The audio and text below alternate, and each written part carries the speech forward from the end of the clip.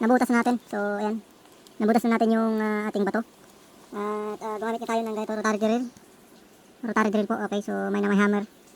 Okay, so 3/4 lang to. 3/4 inches. So pang 3/4 din po na rock splitter. 3/4 din. So pag nag-drill po tayo dito, wala lang. So dahan-dahan lang yung pagbutas. Kumbaga yung diin mo lang siya. Pag diniinan mo na ganun, yung tamang lakas lang. Huwag mo masyadong didiin na ganun. So hayaan mo lang siya na bumaon. Nakusa siyang bumaon. So yun po yung paggamit dito ng drill. At siyempre, pag magamit din tayo ng ganito, so yung tama lang din na kailangan lang pumasok to, yung buo. Or lampas pa ng konti. At least man lang lampas ng konti. Or kahit buo lang. Yung buo lang nito, okay na. So tira natin na maipapasok natin ng buo. Ayan. Yan lang po. Okay. Pag may pasok yung buo, okay na yan. So yung naka-align po natin yung ito, yung sa crack. I-align natin yung ito niya. So dapat yung tamang pwesto ay ganyan. So naka-align dapat. Kasi nga i-split niya, gagano'n niya. Bibiyakin niya na gano'n. Ayan. Sana hindi lang kaya, sana tama lang yung tansya natin na kaya nitong biyakin. Kasi pagka hindi niya kaya yan, baka masira yung gamit natin na splitter. Okay.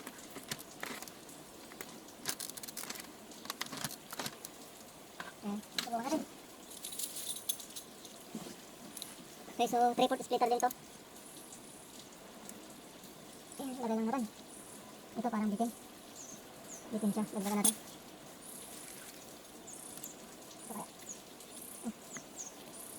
Bitin din. Ito rin. Ito hindi. Okay lang to. Okay. So, may tatlo na bitin. Kailangan kang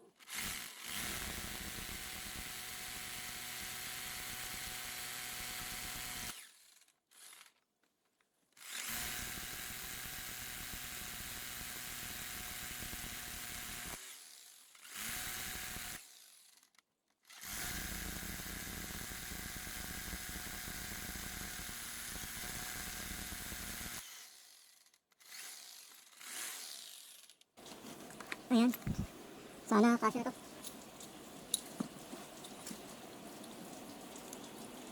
Ayun, sapul. Swak na swak.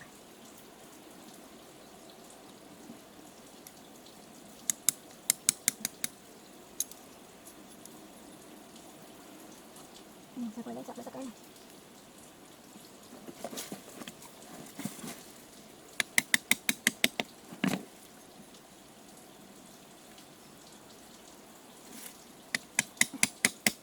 Okay, mabibiyak kaya to. Alamin natin. At subukan natin. Ayan, nakapwesto na. Saka lang natin papaluin ng ganito. Dahan-dahan lang po.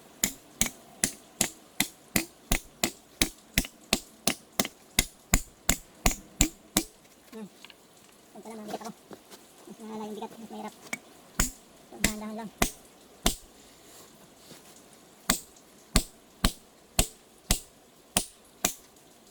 So, ganun lang siya. Unti-unti.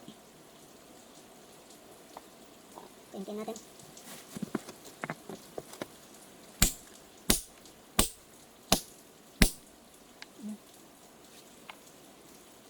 Parang may konti na siya. Unti-unti yan. Unti-unti natin napasok din. Ganun lang siya.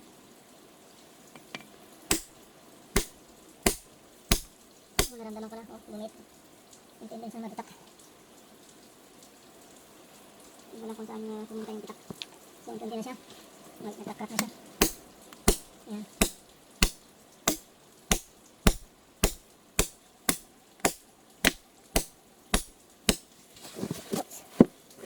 So, mapapansin nyo, nagkakrak na siya. Oh, nakikita naman may crack. So, ayan. Nagcrack na siya. Pero hindi ko alam, parang maliit lang ata yung crack niya. Ay, hanggang doon lang, oh, maliit lang siya. Ayan lang. Okay, so, ganun talaga, tsagaan. Tsaka lang. Kasi matibay itong bato na rin ito. So, ay, may nakita rin akong crack dito. Pwede itong dito basagin. Ayos to. Kaya hindi ko ito nakita kanina. Pero sabagay mahirap kasi ipit. Kaya mahirap basagin. Meron palang crack din dito. May crack dito pa ganun. Okay. Sabagay pag natanggal yung, kung kayang tanggalin to. Ay, hindi naipit eh. Ipit siya.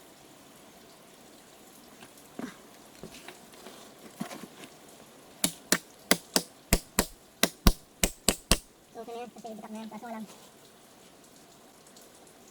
Hindi naman natin matanggal yan kasi sa ilalim. So, kailangan natin diskartihan.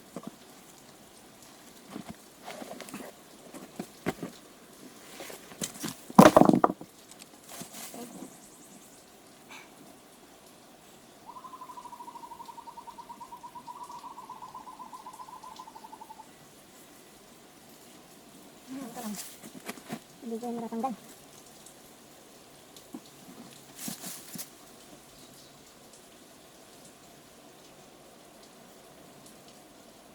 Sayang hindi ko nakita yung crack dito. Yung battery kasi natin hindi kakayanin. Yung nakita ko lang pala yung crack sana dito. Ito na lang sana yung binira ko. Ito na lang sana. Yung crack na yan, oh. Yan. Pag ganun.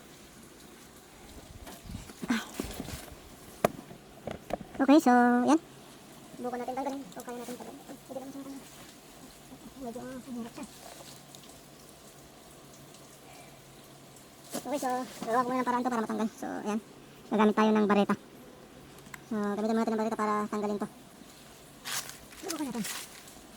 Okay, gamitan ng bareta. At salangan muna natin. Kailangan ng bato.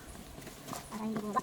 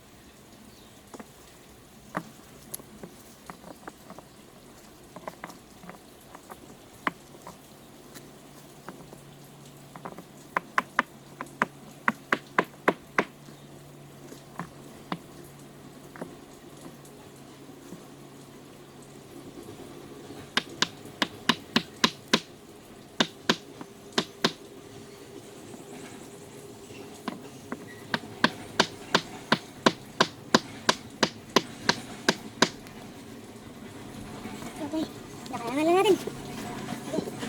Pause muna at alisin ko muna yung mga splitter. Okay, abangan lang po yung susunod. Maraming salamat sa pagsabay sa ating channel at panonood. God bless po sa ating lahat.